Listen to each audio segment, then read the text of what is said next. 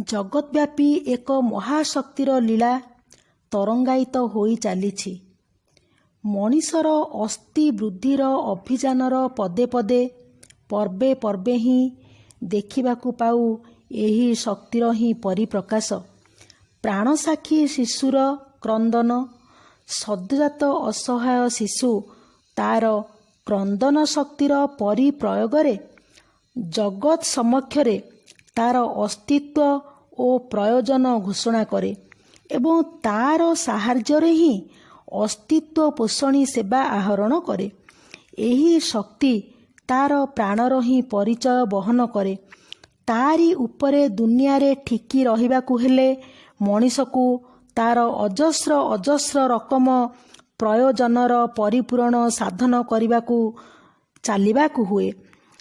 ଏହି ଜୀବନୀୟ ଉପକରଣର ସଂସୃଷ୍ଟି, ସଂଗ୍ରହ ଓ ସରବରାହର ପଛରେ ହିଁ ଦେଖିବାକୁ ପାଉ ମଣିଷର ମସ୍ତିଷ୍କ ଶକ୍ତି, ମନନ ଶକ୍ତି, ପେଶୀ ଶକ୍ତି, ସ୍ନାୟୁ ଶକ୍ତି, ମନୁଷ୍ୟୋଦ୍ଭାବିତ ଯନ୍ତ୍ର ଶକ୍ତି ଓ ମନୁଷ୍ୟ ପରିଚାଳିତ ପଶୁ ଶକ୍ତିର ନିୟୋଜନ ସେଠାରେ ଅପରିହାର୍ଯ୍ୟ।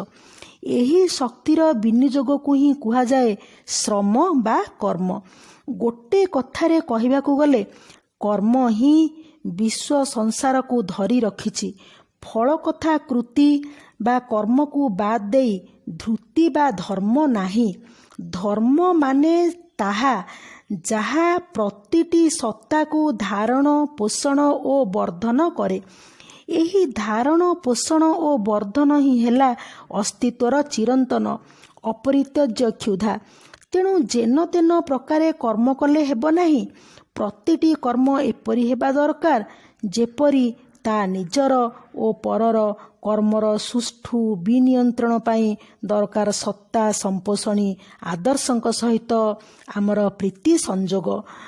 ଆମର ଆଦର୍ଶ ବା ଗୁରୁଙ୍କୁ କେନ୍ଦ୍ର କରି ଆମେ ତାଙ୍କରି ଛନ୍ଦାନୁବର୍ତ୍ତନରେ ଆମମାନଙ୍କର ସ୍ୱ ସ୍ୱ ବୈଶିଷ୍ଟ୍ୟ ସମ୍ମତ କର୍ମ ପ୍ରୟାସ ଯଦି ଅତନ୍ତ୍ର ଭାବେ ଆବର୍ତ୍ତିତ ହୋଇ କରିଚାଲିବା, ତେବେ ସେହି ଯୋଗଯୁକ୍ତ କର୍ମ ହିଁ ବ୍ୟଷ୍ଟିଗତ ଓ ସମଷ୍ଟିଗତ, ଐହିକ ଓ ପାରତ୍ରିକ, ଆର୍ଥିକ ଓ ପରମାର୍ଥିକ ସର୍ବବିଧ ପ୍ରୟୋଜନ ସିଦ୍ଧ କରି ମହାଜୀବନର ତୋରଣଦ୍ୱାର ଉନ୍ମୁକ୍ତ କରିଦେବ ଆମ ସମକ୍ଷରେ। କର୍ମର ଯାବତୀୟ ଗୂଢ଼ ରହସ୍ୟ ଆମେ ଯଦି ଦେଖିବାକୁ ଯିବା, ଏହା କେବଳ ମିଳିପାରିବ ଗୁରୁଙ୍କ ଠାରୁ। ଚାରିତ୍ର ସମନ୍ୱିତ ଯୋଗ୍ୟତା ଓ କର୍ମଦକ୍ଷତା ପରମ ଆଦରଣୀୟ ଗୁରୁ ବସ୍ତୁ ମନୁଷ୍ୟ ସମାଜରେ ଏହି ମହାର୍ଘ୍ୟ ସମ୍ପଦ ହିଁ ଜୟଟିକା ପିନ୍ଧାଇ ଦିଏ ମନୁଷ୍ୟର ଲଲାଟରେ। କାଳର ବାଲିଶଯ୍ୟାରେ କେତେ ଲୋକଙ୍କର ପଦଚିହ୍ନ ଚିରଦିନ ପାଇଁ ମିଳାଇଯାଏ। ପୁନଶ୍ଚ ଅସାମାନ୍ୟ ଅବଦାନ ଫଳରେ କେତେ ମନୁଷ୍ୟ ଚିରସ୍ମରଣୀୟ ହୋଇ ରହିଯାନ୍ତି ଜଗତରେ। ସେକଥା ବାଦ ଦେଇ ବି ଆମେ ଦେଖିବାକୁ ପାଉ ଯେଉଁମାନଙ୍କ ଦେଇ ମଣିଷ ବିପୁଳ ଭାବେ ପରିପୂରିତ ହୁଏ, ସେମାନେ ହିଁ କୃତି ପୁରୁଷ ବୋଲି ସମ୍ମାନିତ ହୁଅନ୍ତି ସମାଜରେ ଏବଂ ଗୁରୁ ରୂପେ ଆମର ଚିର ଆଦରଣୀୟ ହୋଇ ରୁହନ୍ତି। ଏହି କୃତିତ୍ୱ ଲାଭ କରିବାକୁ ଗଲେ ନାନା ପ୍ରକାର ଗୁଣର ଶୋଭନ ସମାବେଶ ଆବଶ୍ୟକ ହୁଏ ସେମାନଙ୍କ ଚରିତ୍ରରେ, ଯଥା ସୁକେନ୍ଦ୍ରିକ ଉର୍ଜି ସମ୍ବେଗ, ଅନୁସନ୍ଧିତ୍ସୁ ସେବା ବୃଦ୍ଧି, ହୃଦୟ ବ୍ୟବହାର, ସହାନୁଭୂତି, ଦାୟିତ୍ୱ ଜ୍ଞାନ, ତ୍ୱାରିତ୍ୟ ବୁଦ୍ଧି, ବୋଧ ଦୃଷ୍ଟି, ବିବେଚନା, ଚିନ୍ତା ଶକ୍ତି, ଚିନ୍ତା ଓ କର୍ମର ସଙ୍ଗତି, ପ୍ରୟୋଜନ ପୂର୍ବରୁ ପ୍ରସ୍ତୁତି, ଶୃଙ୍ଖଳା, ନୈପୁଣ୍ୟ, ଅର୍ଜନ ପଟୁତ୍ୱ, କଳ୍ପନା ଶକ୍ତି, ଇଚ୍ଛା ଶକ୍ତି, ଆତ୍ମପ୍ରତ୍ୟୟ, ସଂକଳ୍ପ, ସୁବ୍ୟବସ୍ଥ ଚେତନ, ଚଳନ, ଧୀର, ସ୍ଥିର, ଦୃଢ଼, ଲାଗି ରହିବାର ବୁଦ୍ଧି, କ୍ରମାନ୍ୱୟୀ ବିଜ୍ଞ ପଦକ୍ଷେପ, ସୁସ୍ୱାସ୍ଥ୍ୟ, ନିଖୁଣ ନିଷ୍ପାଦନୀ ଆଭାସ, ଲୋକ ପରିଚାଳନା କ୍ଷମତା, ସଂଗଠନ ପ୍ରତିଭା, ଆତ୍ମବିଶ୍ଳେଷଣ ଓ ଆତ୍ମସଂଶୋଧନ ପ୍ରୟାସ, ମନ୍ତ୍ର ଗୁପ୍ତି, ସାଶ୍ରୟୀ ଚଳନ, କୁଶଳ କୌଶଳୀ ପରିକ୍ରମା, ଶ୍ରମ ସୁଖପ୍ରିୟତା ଇତ୍ୟାଦି। ସହଜାତ ଶକ୍ତି ଓ ସଂସ୍କାର ଉପରେ ଛିଡ଼ା ହୋଇ କିପରି ଭାବେ ଧୀରେ ଧୀରେ ବିଧିବଦ୍ଧ ପ୍ରଣାଳୀରେ ଏହି ସବୁ ଅମୂଲ୍ୟ ଗୁଣର ଅନୁଶୀଳନ କରି ଅକୃତ କାର୍ଯ୍ୟକୁ ପରିହାର କରି କୃତ କାର୍ଯ୍ୟତାରେ ସମାସୀନ ହେବାକୁ ହୁଏ। ମହତର ଯୋଗ୍ୟତା ଓ ବ୍ୟକ୍ତିତ୍ୱକୁ କ୍ରମ ପର୍ଯ୍ୟାୟରେ କିପରି ଉଦ୍ଭିନ୍ନ ଓ ବିକଶିତ କରି ତୋଳିବାକୁ ହୁଏ ତାହା ଆମେ ଗୁରୁଙ୍କ ଠାରୁ ହିଁ ପାଇଥାଉ। ପ୍ରେମ, ପ୍ରୀତି, ଶ୍ରଦ୍ଧା, ଭକ୍ତି, ଆନତି, ନିଷ୍ଠା, ବିଶ୍ୱାସ, ଭଲ ପାଇବା, ପ୍ରଣୟ, ଅନୁରାଗ, ଯୋଗାବେଗ, ସୁକେନ୍ଦ୍ରିକତା, ଆତ୍ମନିବେଦନ ଇତ୍ୟାଦି ସମ୍ବନ୍ଧୀୟ ବାଣୀଗୁଡ଼ିକ ଗୁରୁଙ୍କ ଠାରୁ ହିଁ ମିଳିଥାଏ। ପ୍ରକୃତ ପକ୍ଷରେ ପ୍ରେମ ହିଁ ଆମ୍ଭମାନଙ୍କ ଜୀବନର ନିୟନ୍ତା ଓ ଭାଗ୍ୟ ବିଧାତା। ପ୍ରେମ ହିଁ ଭୂତ ଭାବନ ଓ ଜଗତ ଚାଳକ। ପ୍ରେମ ସଙ୍ଗେ ସଙ୍ଗେ ଆସେ ପ୍ରିୟ ବା ପ୍ରେମାସ୍ପଦଙ୍କ କଥା। ଏହି ପ୍ରେମାସ୍ପଦ ଓ ତାଙ୍କ ପ୍ରତି ଅନୁରାଗର ମାତ୍ରା ଓ ପ୍ରକୃତି ଯାହାର ଯେପରି ସେ ହୋଇଉଠେ ବି ସେପରି। ଗୁରୁଙ୍କୁ ପ୍ରେମ କରିବା ସ୍ୱାତି ନକ୍ଷତ୍ରର ଜଳପାତ୍ର ବିଶେଷରେ ଫଳ। ତେଣୁ ଶ୍ରଦ୍ଧା, ପ୍ରୀତି, ଯୋଗାବେଗ ବା ଅନୁରାଗ ଶ୍ରେୟଙ୍କଠାରେ ନିବଦ୍ଧ ହେବା ଦରକାର।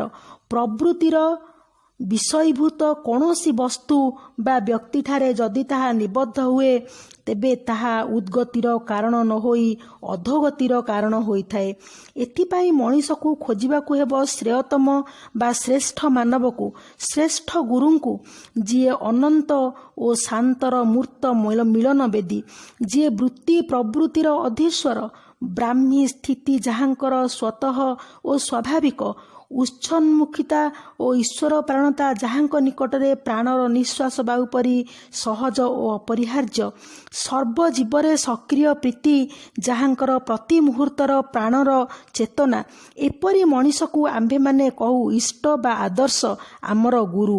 ଅନୁରାଗ ଯେଉଁଠାରେ ଶ୍ରେୟ, ଇଷ୍ଟ ବା ଆଦର୍ଶଙ୍କ ପ୍ରତି ଧାବିତ ହୁଏ, ଅଚ୍ୟୁତ ନିଷ୍ଠା, ଆନୁଗତ୍ୟ, କୃତି ସମ୍ବେଗ ଓ କ୍ଲେଶ ସୁଖପ୍ରିୟତା ଇତ୍ୟାଦିକୁ ନେଇ ସ୍ୱାର୍ଥ କାମନା ରହିତ ହୋଇ ତତ୍ ସୁଖ ସୁଖିତ୍ୱର ପରମ ଉଲ୍ଲାସ ନର୍ତ୍ତନାରେ, ଅସତ୍ ନିରୋଧୀ ପରାକ୍ରମର ତପତାପନାରେ, ତାକୁ ହିଁ କହନ୍ତି ଭକ୍ତି। ଶୁଦ୍ଧ ଭକ୍ତି ଯାହା ଜୀବନକୁ କୃତାର୍ଥ କରିତୋଳେ ଏବଂ ଏହି କୃତାର୍ଥ ହିଁ ଆମେ ପାଇଥାଉ ଗୁରୁଙ୍କ ଠାରୁ। ଜାଗ୍ରତ ଭଗବାନଙ୍କୁ ଭଲ ପାଇବା ପାଇଁ ତାଙ୍କର ତୃପ୍ତି, ତୁଷ୍ଟି, ପ୍ରୀତି, ପୁଷ୍ଟି, ସ୍ୱାର୍ଥ, ପ୍ରତିଷ୍ଠା, ସେବା ଓ ସମ୍ବର୍ଦ୍ଧନାରେ ତନ୍ମୟ, ବିଭୋରତାରେ ଆତ୍ମନିୟୋଗ କରିବା ପାଇଁ ଏହା ଭିତର ଦେଇ ହିଁ ଆସେ ଇଷ୍ଟ, ବ୍ୟଷ୍ଟି ଓ ପାରିପାର୍ଶ୍ୱିକଙ୍କର ସମନ୍ୱୟ ସାଧନାର କଥା। ଏହି କର୍ମପ୍ରଦୀପ୍ତ ଜ୍ଞାନ ସମୁଜ୍ଜ୍ୱଳ ବିଶ୍ୱପ୍ଳାବୀ ଭକ୍ତି ଅମୃତ ହିଁ ପ୍ରବୃତ୍ତି ପ୍ରହତ ବର୍ତ୍ତମାନ ପୃଥିବୀର ହଳାହଳ ଜୀର୍ଣ୍ଣ କରି ତାକୁ ସୁସ୍ଥ, ଶାନ୍ତ, ଆତ୍ମସ୍ଥ ଓ ସୁକେନ୍ଦ୍ରିକ କରି ତୋଳିପାରିବ। ସେଥିରେ ଏକ ନିତ୍ୟ ନବୀନ ନନ୍ଦନାର ସ୍ପନ୍ଦନ ସନ୍ଦୀପ୍ତ କରି ତୋଳିବ ପ୍ରତି ପ୍ରତ୍ୟେକଙ୍କୁ। ଅନ୍ତର ଐଶ୍ୱର୍ଯ୍ୟ, ଆତ୍ମନିୟନ୍ତ୍ରଣ, ଆତ୍ମିକ ସମ୍ପଦ ଓ ଅବ୍ୟଭିଚାରିଣୀ ଭକ୍ତି ଲାଭ ପାଇଁ ତପସ୍ୟା କରିବାକୁ ଇଚ୍ଛା ହୁଏ। ଆଉ ସେତେବେଳେ ହିଁ ସର୍ବାଙ୍ଗୀନ କଲ୍ୟାଣ କଳନିନାଦରେ ଆଗେଇ ଆସିବ ପରିବେଶ ଭକ୍ତର ସେବାରେ ଧନ୍ୟ ହେବାକୁ। ଆସନ୍ତୁ ଆମ୍ଭେମାନେ ବିହିତ ଅନୁଶୀଳନରେ, ଜାଗ୍ରତ ପ୍ରଚେଷ୍ଟାରେ, ଅଟଳ ସଂକଳ୍ପରେ ସେହି ଶୁଭ ଦିନକୁ ତ୍ୱରାନ୍ୱିତ କରି ତୋଳିବା। ଜୟ ଗୁରୁଦେବ।